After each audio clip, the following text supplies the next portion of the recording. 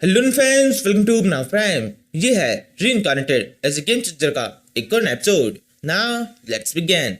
Episode में देखते हैं डीमन गॉड और डीमन मास्टर के बीच में एक फाइट चल रही है। इस फाइट को देखकर सोम सोचने लगता है ये काफी शानदार है।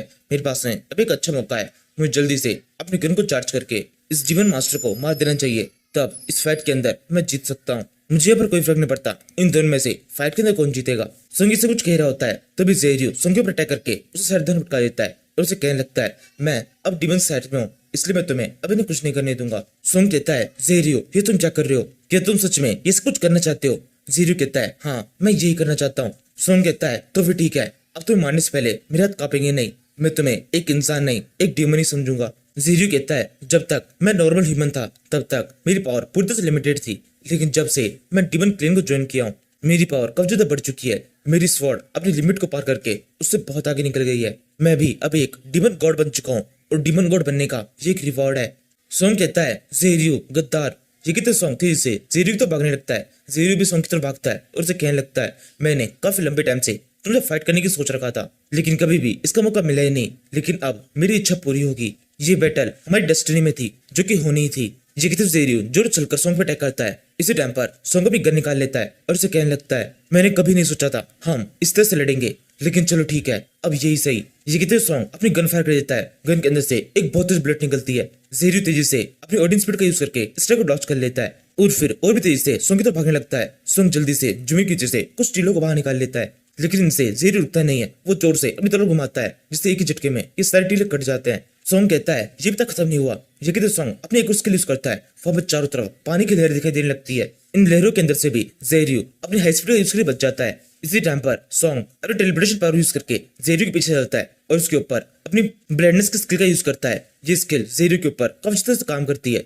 जेरियो अंधा हो जाता है, लेकिन इसके बाद वो घबराता नहीं है। वाक्य बंद करके कहने लगता है सॉन्ग मुझे पता है तुम यहाँ पर किस तरह के मूव यूज कर सकते हो, इसलिए तुमसे फाइट करने के लिए मुझे आंखों की जरूरत नहीं है।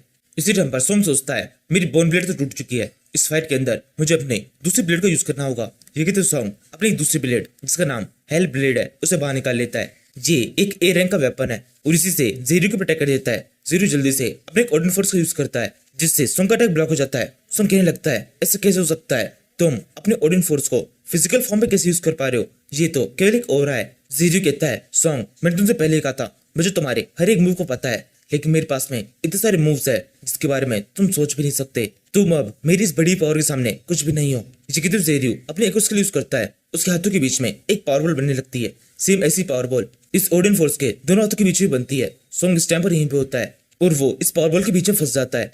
इस पावर बॉल के अंदर सॉन्ग अपनी बॉडी को मूव नहीं कर पाता। जेरियो हंसते हुए बोलने लगता है मैंने कहा था ना मेरी स्वॉर्ड अपग्रेड हो चुकी है, मेरे पास में काफी सारी नई स्किल्स है, वहीं तुम्हारी स्वॉर्ड टूट गई है, तो फिर अब तुम किस तरीके से मुझसे फाइट करोगे? सॉन्ग कहता है मेरे पास में केवल वो स्वॉर्ड ही इकलौता वेपन नहीं था, बहुत सारे वेपन्स है और उन सभी में से जो सबसे ज्यादा ताकतवर है वो तो तुमने अभी तक देखा भी नहीं होगा। ये सुनकर जेरियो कैसे गायब हो जाती है। सॉन्ग आगे बोलता है अब इस फाइट के अंदर मैं अपने उसी मेन वेपन का यूज करने वाला हूँ। जेरियो कहता है बिल्कुल चुप हो जाओ, तुम्हारे पास में भले कोई पावर हो लेकिन तुम फिर भी बच नहीं सकते, मैंने तुम्हें ट्रैप कर लिया है। सॉन्ग मेरे पुराने दोस्त मरने के लिए तैयार हो जाओ। ये तो जेरियो फिर से विस्तार में सॉन्ग की तरफ भागने लगता है। तभी जेरियो को पता चलता है ये पावर कोर जो उसने सॉन्ग के आसपास से बनाया था, सॉन्ग ने उसे अपने स्किल का यूज करके एक शील्ड में कन्वर्ट कर दिया है। जैसे ही जेरियो की तलवार इस पावर कोर के ऊपर टच होती है वो खुद ही पीछे तक कूद जाता है, लेकिन यहाँ पर सॉन्ग के कुछ भी नहीं हो पाता। जेरियो कहता है ये तुमने कैसे किया? सॉन्ग कहता है मैंने यहाँ पर खुद को प्रोटेक्ट करने के लिए किसी भी एबिलिटी या वेपन का यूज नहीं किया है, ये सब कुछ मेरी नॉलेज है। इस गेम के अंदर मैं अब तक सर्वाइव कर पाया हूँ मेरी नॉलेज की वजह से, क्योंकि मुझे पता है कहाँ पर कौन सा बग है। तुम देख रहे हो मेरे हाथ में क्या है, इस गेम के अंदर जितने बग एग्जिस्ट करते हैं उन सभी को मैं अपनी मर्जी से यूज कर सकता हूँ। तुमने इस पावर कोर के अंदर मुझे ट्रैप कर दिया, लेकिन इसके बारे में मुझे पता था कि धीरे धीरे इसकी पावर कम होती जाती है, तो मुझे कुछ देर तक ही इसके अंदर रहना है, तो मैंने इसके अंदर एक सेफ रूम बना लिया।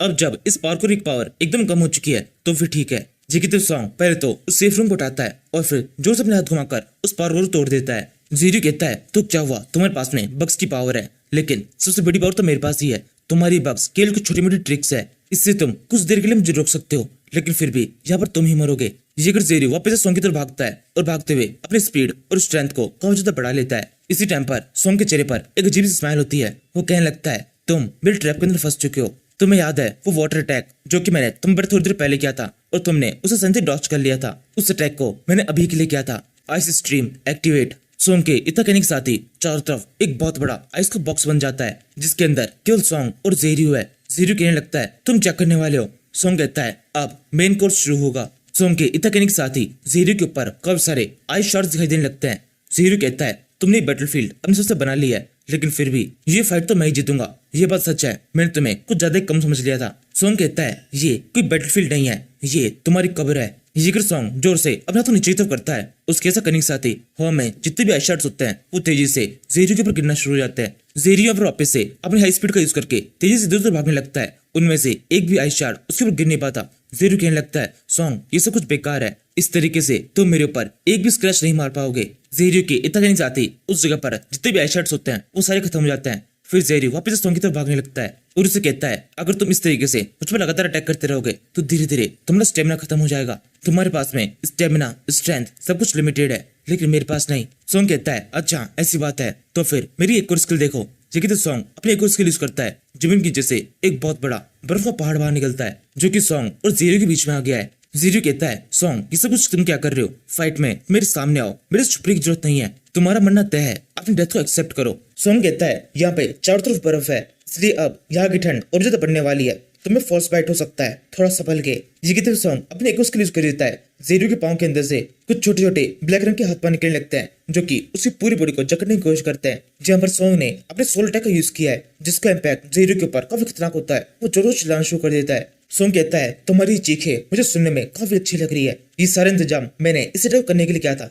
अगर इस अटैक को मैं तुम पर डायरेक्टली करता तो केवल तुम्हारे सोल के ऊपर इम्पैक्ट होता, लेकिन अब जब आसपास में काफी ज्यादा ठंड है तो तुम्हारी बॉडी ने हीट प्रोड्यूस करना बंद कर दिया है क्योंकि तुम्हारे सोल के ऊपर इम्पैक्ट हुआ है। अब जब बॉडी में हीट प्रोड्यूस नहीं हो रही है तो तुम्हारी बॉडी बहुत तेजी से ठंडी होने लगेगी जैसा कि एक लाश के साथ में होता है। सॉन्ग के इतना कहने के साथ ही जेरियो के पांव जमना शुरू हो जाते हैं। तेजी से बर्फ उसकी बॉडी के ऊपर तो बढ़ने लगती है। जेरियो कहता है सॉन्ग बहुत अच्छे, मैंने बिल्कुल नहीं सोचा था तुम वेदर मैनिपुलेशन टाइप की स्किल्स भी यूज कर पाओगे, लेकिन अभी भी मैंने हार नहीं मानी है।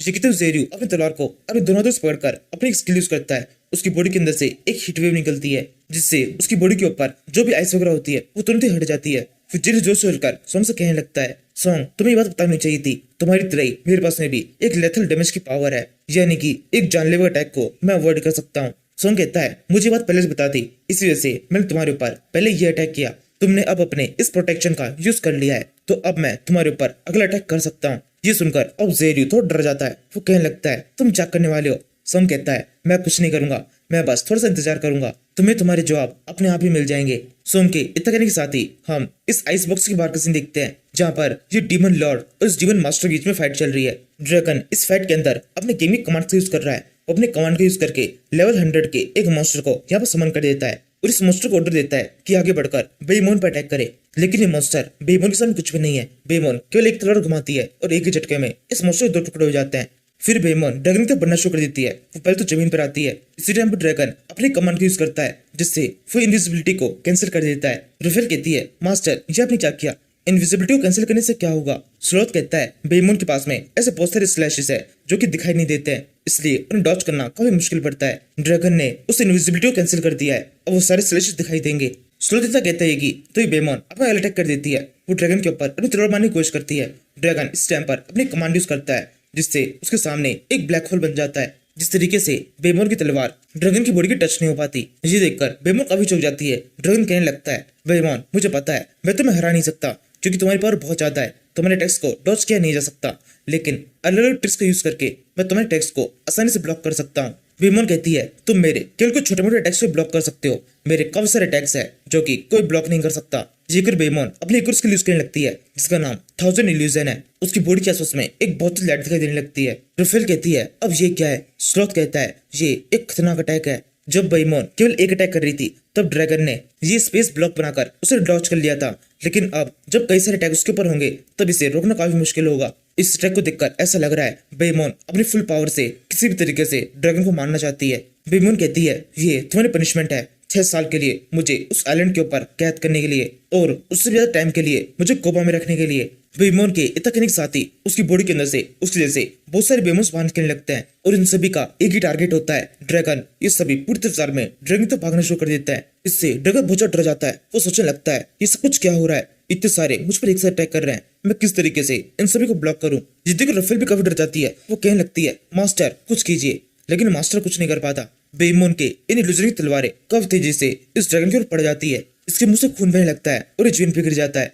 रुफेल जल्दी से ड्रैगन को संभालने की उसे उठाने की कोशिश करती है, लेकिन ड्रैगन अब उठता नहीं है। बेईमान कहती है ये खत्म हुआ, इसे वो मिला जो कि ये डिजर्व करता था। रुफेल कहती है तू घटिया डीमन, तुमने ये बिल्कुल भी ठीक नहीं किया है, तुमने डीमन के साथ में गद्दारी की है। बेईमान कहती है तुम तो इससे कुछ ज्यादा चिंता कर रही हो, लगता है तुम्हें भी इसके साथ में भेजना होगा। मरने के लिए तैयार हो जाओ। ये कहते बेईमान एक बार फिर से ड्रैगन की तरफ देखती है। ड्रैगन की उंगलियां मूव कर पा रही है। बेईमान कहने लगती है ऐसा कैसे हो सकता है, तभी ड्रैगन उठ जाता है। राफेल काफी खुश जाती है। वो कहने लगती है मास्टर आप उठ गए। ड्रैगन कहता है राफेल तुम्हारा शुक्रिया। बेईमान कहने लगती है ऐसा कैसे हो सकता है, तुम भले ही कुछ भी हो लेकिन तुम्हारी बॉडी तो एक इंसान की ही है। मेरे इतने खतरनाक इम्पैक्ट को तुम सर्वाइव कर ही नहीं सकते थे। ड्रैगन कहता है हाँ तुम बिल्कुल ठीक कह रही हो, मैं केवल एक इंसान ही हूँ, मेरी बॉडी इंसान की है, इसलिए तुम्हारे अटैक के सामने मैं कुछ भी नहीं हूँ। जब तुमने मुझ पर अटैक करके मेरे हार्ट के कई सारे टुकड़े कर दिए, उस टाइम पर उसे ठीक करने के लिए मैंने कुछ किया नहीं, बस अपने पास्ट के बारे में सोचने लगा।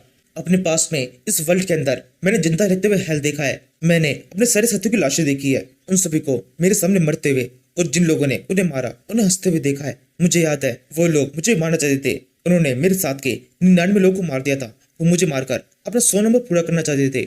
ये उन्होंने पिटिशन से कर भी दिया। उनके पास में एक स्पेशल गन थी जिससे उन्होंने मेरे हार्ट पे शूट कर दिया। इसके साथ ही मुझे और उन लोगों को लगने लगा कि मैं मर चुका हूँ, लेकिन असल में ऐसा नहीं था। जब मेरी आंखें खुली तब मैंने खुद को किसी अलग से जगह पाया। मैंने देखा मेरे हार्ट के ऊपर वो बुलेट लगी तो है, लेकिन कुछ मिलीमीटर साइड में लगी है, जिससे मेरी जान बच गई है। थोड़ा देर तो देखने में मुझे पता चला मैं एक आइलैंड के ऊपर हूँ जिसका कोई नाम नहीं है। उसी आइलैंड पर मेरी मुलाकात तुमसे हुई थी। उस टाइम पर तुम्हारे साथ में वो भी था, और इसके अलावा मेरे माइंड में कई सारे सवाल थे जिनके जवाब कोई मुझे दे नहीं सकता था। मुझे पता नहीं था मैं तुम दोनों से किस तरह से बात करूं, और क्या तुम्हें अपना दोस्त समझूं या फिर दुश्मन, क्योंकि बहुत सारे लोग थे जिन्होंने मेरे से दोस्ती करके मुझे धोखा दिया था। उस टाइम पर मैंने जो डिसीजन लिया था उसी से मेरी पूरी लाइफ बदल गई। मुझे याद है अंधेरे के बीच में मुझे वो लेडी दिखाई दी थी जिसने मुझसे कहा था ड्रैगन तुम्हारे सवालों के जवाब मैं दे सकती हूँ। तुम्हारा पहला सवाल, क्या क्रिएटर एग्जिस्ट करते हैं? ड्रैगन कहता है क्या आपका मतलब गॉड से है?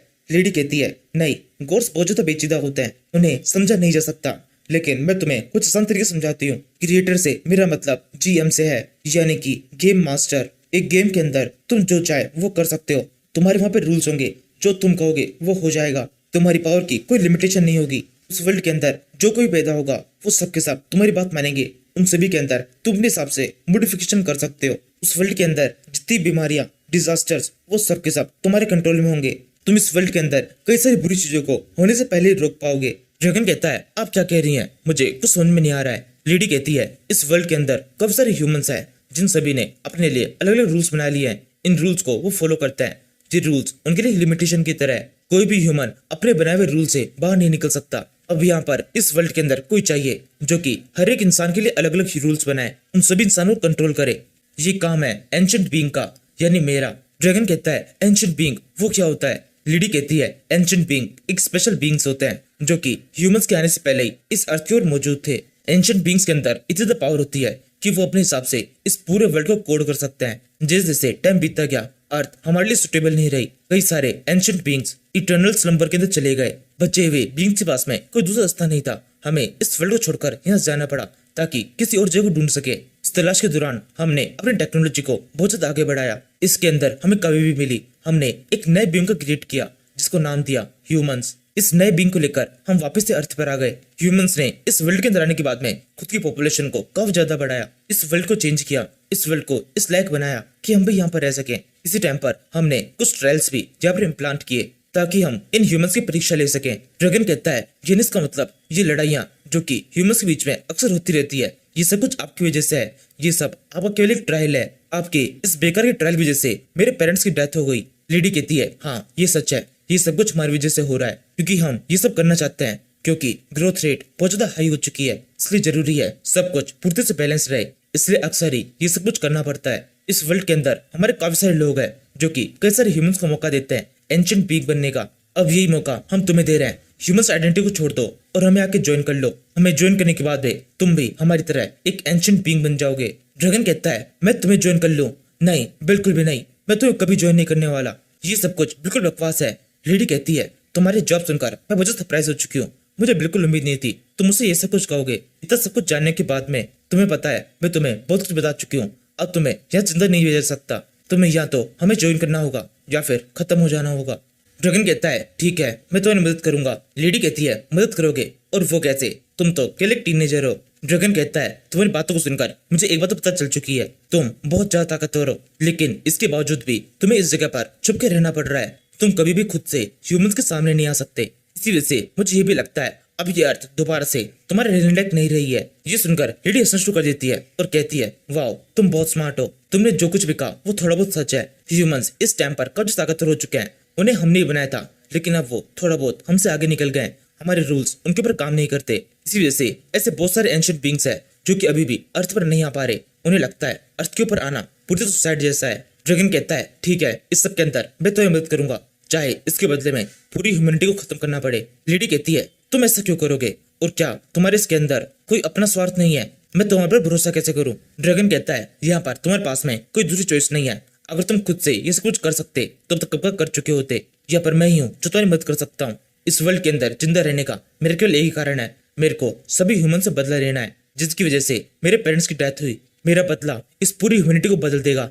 ड्रैगन के इतना कहने के बाद में हम इस बीच का सीन देखते हैं जहाँ पर ये दोनों बच्चे आराम से खेल रहे हैं। यहाँ पर इस लड़की का नाम सनी है जो कि एक केकड़े को एक लकड़ी की मदद से उठाकर अपनी बहन से बोलने लगता है लूना, तुम्हें क्या लगता है इस बार मोम के आने में कितना ज्यादा टाइम लगेगा? वो इस टाइम पर ड्रैगन के साथ में बात कर रही है। लूना कहती है मुझे नहीं पता, मैं बस यहाँ से अपने रियल वर्ल्ड के अंदर जाना चाहती हूँ। मुझे यहाँ पर रहते हुए बहुत अजीब सा लग रहा है। सनी कहता है तो फिर कैसा रहेगा हम अपने साथ में ड्रैगन को भी लेके जाएं। अब वो भी यहाँ पर आ चुका है, वो भी हमारा दोस्त है। लूना कहती है लेकिन ये करना काफी मुश्किल होगा क्योंकि वो एक नॉर्मल सा ह्यूमन है। सनी लूना ये कह रहे होते हैं तभी ये लेडी यहाँ पहुंच जाती है और कहने लगती है बच्चों यहाँ देखो, मैं तुम्हारे लिए एक शानदार गिफ्ट लेके आई हूँ। अपनी मॉम को देखते ही सनी जोर जाकर और मॉम को गले लग जाता है और उसे कहने लगता है मॉम अब आ गई। इस टाइम पर ये लेडी कुछ खास खुश नहीं होती है, ये बस कह देती है मुझे तुमसे मिलकर काफी अच्छा लगा, मैं भी तुम दोनों को बहुत याद कर रही थी। अपनी मॉम को देखकर लूना भी कुछ खास खुश नहीं हो रही होती है।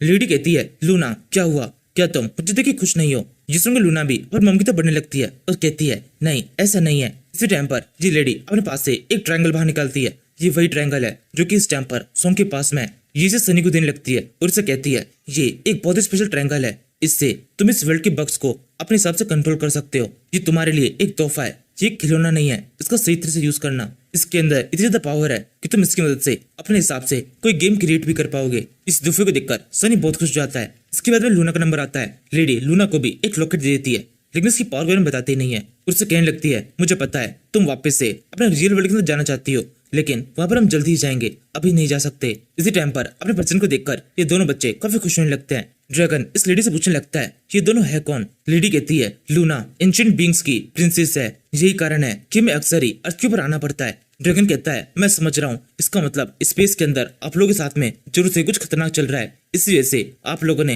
अपने प्रिंसेस को एक रेफ्यूजी की तरह अर्थ के ऊपर छोड़ रखा है। लेडी कहती है तुम बहुत स्मार्ट हो, हाँ ये सच है। इस वर्ल्ड के अंदर ऐसे बहुत कम लोग हैं जो कि इन सब के बारे में जानते हैं। मैं भी अर्थ के ऊपर जब कभी भी आती हूँ तो बहुत ही सीक्रेटली आती हूँ। अगर तुमने कभी भी इस बारे में बाकी लोगों को बताया तो ये बताने से पहले ही तुम मार दिए जाओगे। ड्रैगन कहता है और इस दूसरे लड़के सनी का क्या, ये कौन है? लेडी कहती है ये केवल एक कचरा है, इसे किसी ने छोड़ दिया था तो तब से ये यहीं पे रह रहा है। ड्रैगन ये तुम्हारा सबसे पहला काम है, जैसे ही हम तुम्हें पहला काम देंगे तुम्हें तुम्हारी पावर देंगे, उसके बाद में तुम्हें सबसे पहले इस लड़के के एग्जिस्टेंस को इस वर्ल्ड के अंदर से खत्म कर देना है। इस लेडी के इतना कहने के साथ ही ये फ्लैशबैक खत्म होता है और कुछ चीजों का खुलासा होता है। नंबर 1, ये गेम वर्ल्ड हमेशा से एग्जिस्ट करता था। ये केवल एक इत्तेफाक था कि जिस दिन सॉन्ग की कंपनी इस गेम को रिलीज करने वाली थी उसी दिन एंशिएंट बीइंग्स ने इस गेम को पूरे वर्ल्ड के अंदर लेके आए और इस वर्ल्ड के अंदर मॉडिफिकेशन शुरू किया। या फिर ऐसा भी हो सकता है इन्हें खुद को गेम की स्टोरी वगैरह लिखने में जोर आ रहा हो, इसलिए इन्होंने सॉन्ग की कंपनी के इस गेम के डिजाइन को चुरा लिया और फिर इसी के साथ से इस गेम को डिजाइन किया। या फिर तीसरी चीज ऐसा भी हो सकता है ये मैंने दोनों पॉइंट्स जो भी बताए ये पूरी तरह से बकवास हो। ड्रैगन और ये बाकी सब केवल इस गेम के कैरेक्टर्स है और केवल इनके साथ से ये गेम वर्ल्ड हमेशा से एग्जिस्ट करता है। बाकियों के लिए ये वर्ल्ड बिल्कुल वैसा ही है जैसा ये जानते हैं। अब इन तीनों में से कोई पॉसिबिलिटी सच हो सकती है, हो सकता है तीनों सच हो या फिर तीनों ही गलत हो। जो भी होगा आगे के एपिसोड में पता चल जाएगा। नाउ अब सभी के लिए एक एक्स्ट्रा इन्फॉर्मेशन, हमारे एक इंस्टाग्राम अकाउंट भी है जिसकी लिंक आपको इस वीडियो डिस्क्रिप्शन में मिल जाएगी। जहाँ पर हम एक्टिव तो नहीं है लेकिन जल्द ही एक्टिव होने वाले हैं। यहाँ पर आप हमें रिकमेंड कर सकते हैं क्या कि कौन सी सीरीज एक्सप्लेन करनी है। मैं कोशिश करूंगा आप लोग जो सीरीज रिकमेंड करें मैं उन्हीं में से कोई सीरीज को आगे एक्सप्लेन कर सकूं। ये सब कुछ मैं आपको इसलिए बता रहा हूँ क्योंकि वीडियो 20 मिनट का नहीं हुआ है, मुझे वीडियो 20 मिनट का करना है। हाय मेरा पैसा। तो अब जो कोई भी इस वीडियो को देख रहा है प्लीज जरूर से इस वीडियो के ऊपर लाइक, वीडियो के ऊपर एक शानदार सा कमेंट और इस चैनल को जरूर सब्सक्राइब कर लेना। आप सभी के लिए इतने बड़े बड़े वीडियोस आ रहे हैं तो प्लीज आप लोग इतना तो कर ही सकते हो। Now thank you for watching.